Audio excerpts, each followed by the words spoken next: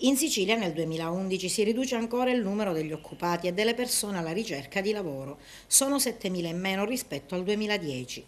È quanto emerge da un'indagine dell'Istat su occupati e disoccupati nel 2011. Secondo lo studio, tra le persone di età compresa tra i 15 e i 64 anni, il tasso di occupazione si riduce dal 42,6% del 2010 al 42,3% dello scorso anno. In riduzione anche il tasso di disoccupazione, pari al 14,4%, quando invece è stato del 14,7% nel 2010.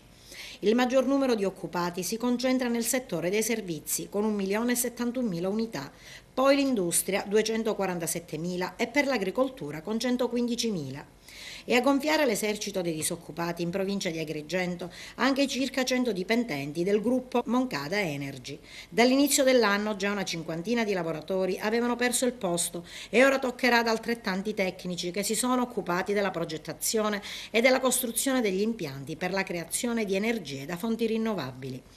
I licenziamenti sono dovuti al momento di crisi generale che stiamo avendo, ma anche, secondo l'imprenditore Salvatore Moncada, al fatto che il gruppo ha istanze per avere le autorizzazioni per la costruzione di impianti che giacciono negli uffici della Regione da almeno 5 anni e mezzo. A fronte di ciò, altri imprenditori hanno fatto richieste analoghe ed hanno avuto risposte molto celeri, realizzando le loro strutture e occupando i siti migliori per la realizzazione di impianti eolici.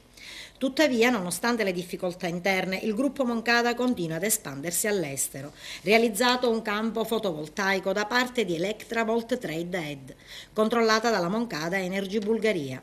Il nuovo campo entrerà in produzione entro il prossimo giugno ed è realizzato grazie al supporto finanziario del gruppo Unicredit, che ha sottoscritto un contratto di finanziamento in project financing di complessivi 28 milioni e 88 mila euro.